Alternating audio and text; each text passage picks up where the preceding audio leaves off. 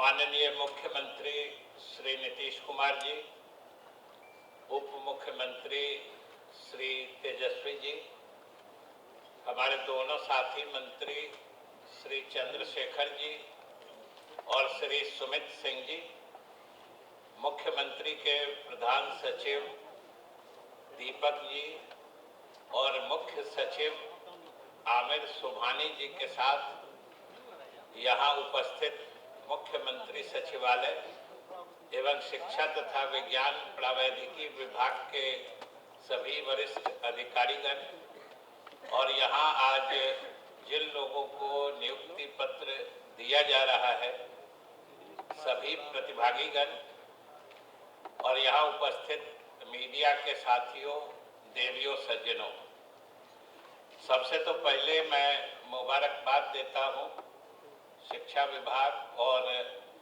विज्ञान एवं प्रावैधिकी विभाग को, जिन्होंने न सिर्फ इस सफल कार्यक्रम का आयोजन किया है बल्कि मुझे भी इसमें शिरकत करने का मौका दिया है। इसके लिए मैं अपनी तरफ से आभार भी प्रकट करता हूँ। आप सबों को बधाई देता हूँ कि आज तो एक नया वर्ष खत्म हो रहा है और कल से नए वर्ष की शुरुआत हो रही है। और आज आपके हाथों में जो पत्र मिला है, कुछ लोगों को मिल चुका है और कुछ लोगों को आज मिल ही जाएगा, तो वो पत्र समझिए आपके जिंदगी में भी एक नए आयाम को स्थापित कर रहा है और आप एक नई जिम्मेदारी की जिंदगी की शुरुआत करने वाले हैं नए वर्ष में। और आपने सुना है कि सरकार ने किस मंशा, किस मकसद से जो नियुक्ति का अभियान चलाया है और बिल्कुल पारदर्शी तरीके से आप सबों की नियुक्तियां हुई हैं। आपको भी अपने मेधा पर, अपनी बुद्धि पर आज गर्व और फख्र महसूस हो रहा होगा कि आपने अपनी योग्यता की बदौलत ये पद हासिल किया है और आप कल से नई जिंदगी की शुरुआत करने वाले हैं।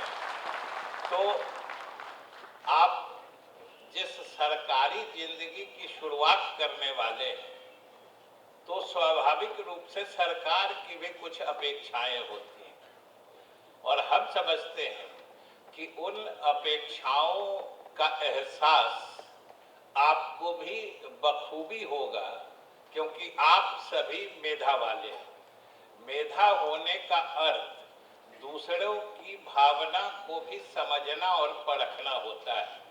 सरकार की क्या उम्मीदें हैं आपसे, वो भी आपके सामने होना चाहिए और आपका लक्ष्य होना चाहिए। इसलिए मैं आज आपको कल से शुरुआत होने वाले नए वर्ष के लिए नए संकल्प के साथ नई जिम्मेदारी निभाने की शुभकामनाएं देता हूं। और आप सब जानते हैं और मुझे तो कुछ ज्यादा ही खुशी है, दोहरी खुशी इसलिए है कि माननीय मुख्यमंत्री जी ने शिक्षा विभाग का जिम्मा कुछ दिन पहले तक मुझे भी कुछ समय के लिए दिया था और कुछ चीजों की शुरुआत या जिनका बीजारोपण उस वक्त हम लोगों ने किया था, आज वो चीजें पुष्पित और पल्लवित हो रही है तो मुझे तो कुछ ज्यादा ही प्रसन्नता है। और मैं देख रहा हूँ कि हमारे शिक्षा विभाग के कई अधिकारी यहाँ बैठे हैं जो उस समय इन चीजों से संलग्न थे। और आप सब जानते हैं कि आप लोग जो प्रधानाध्यापक भी चुने गए हैं, आपके अनुभव अध्यापक के रूप में भी रहे, लेकिन बिहार लोक सेवा आयोग से चयनित होकर आज गांव दूरस्थ इलाके में भी जो हमारे विद्यालय चल रहे हैं उसके प्रधानाध्यापक जा रहे हैं बिहार लोक सेवा आयोग से चयनित होकर। ये समझ सकते हैं कि बिहार में शिक्षा में सुधार के लिए कितना बड़ा कदम है, ये आप सोच सकते हैं। क्योंकि आप सब समझते हो कि किसी भी शिक्षण संस्थान में शिक्षा के स्तर को सुधारने के लिए एक योग्य नेतृत्व की बहुत आवश्यकता होती है। जब तक शिक्षण संस्थान में सुयोग्य नेतृत्व नहीं होता है तो संस्थान का माहौल बेहतर तरीके से नहीं चलता है। और आप जानते हैं कि शिक्षक ही पूरी शिक्षा प्रणाली के रीढ़ होते हैं। शिक्षक ही सच पूछते हैं तो पूरी तरीके से शिक्षा व्यवस्था को सुचारू रूप से चलाने का सारा दायित्व आप सब शिक्षकों का ही होता है।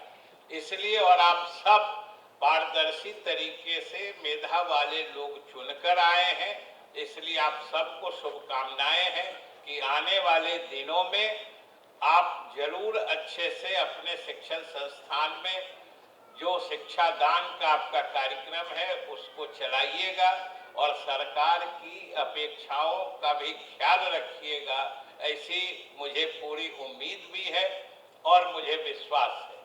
साथ ही विज्ञान एवं प्रावैधिकी विभाग और शिक्षा विभाग ने मिलकर कुछ ही दिन पहले यहाँ पर और एक कार्यक्रम किया था।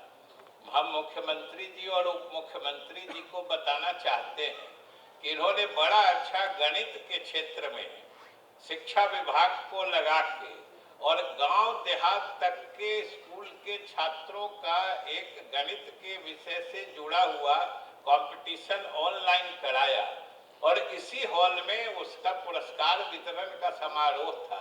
हमने देखा था कि किस तरीके से बच्चे देहाती क्षेत्र के स्कूलों के बच्चे यहाँ पुरस्कार पाने आए थे और उनकी आंखों में जो शिक्षा के क्षेत्र में आगे बढ़ने की ललक और चमक हमने देखी थी, वो वास्तव में न सिर्फ काबिले तारीफ था बल्कि जो प्रतिभाएं देहाती क्षेत्र के स्कूलों या विद्यालयों में भी छिपी ढकी रहती हैं, उनको उजागर करके लाना ये बहुत बड़ा शिक्षा को बढ़ावा देने वाला काम होता है।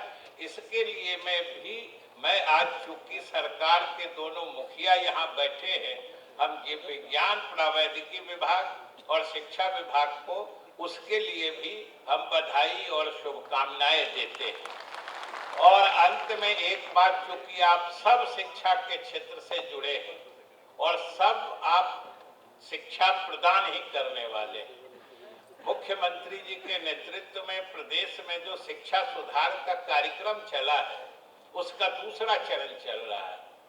पहला चरण जो शिक्षा के सार्वजनिकरण का था कि कोई पढ़ने लायक उम्र पा जाने के बाद कोई बच्चा स्कूल से बाहर न छूटे, ये अभियान तो लगभग हम लोग काफी हद तक सफल हो चुके हैं। दूसरे चरण में गुणवत्तापूर्ण शिक्षा प्रदान करना ये सरकार का लक्ष्य है और उसी के तहत आप देख रहे हैं कि आज जो भी आप यहाँ आज नियुक्ति पत्र पाए हैं, सब मेधा वाले लोगों का चयन किया गया है।